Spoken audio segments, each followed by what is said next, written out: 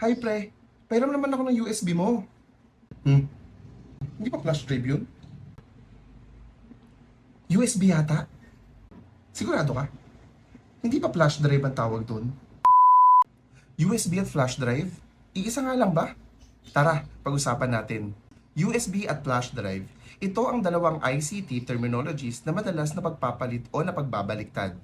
Ang Universal Serial Bus o mas kilala bilang USB. Ito ay interface, koneksyon, o teknolohiyang ginagamit upang pagkonektahin ang mga devices tulad na lamang ng mouse, ng keyboard at marami pang iba sa isang computer unit. Ito ay maaaring isang port o yung butas na parihaba na madalas nakikita natin sa likod ng computer or sa gilid ng laptop.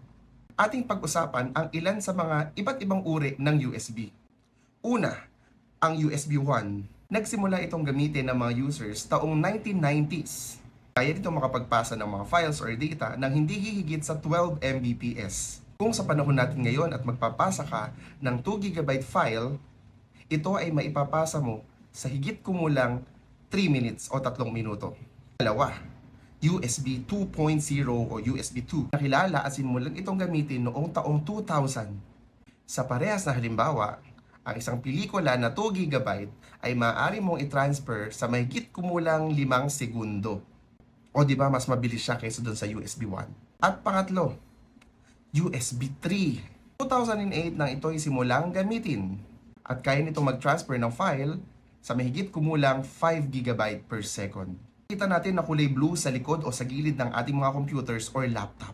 Kung gusto nyo mas mabilis at mapabilis ang pag-transfer ng inyong file mula sa inyong computer papunta sa inyong flash drive, gamitin nyo yung USB 3 o yung kulay blue. Speaking of flash drive naman ay ang physical na component or device na ginagamit natin upang pag-savean or paglagyan ng mga files mula sa computer.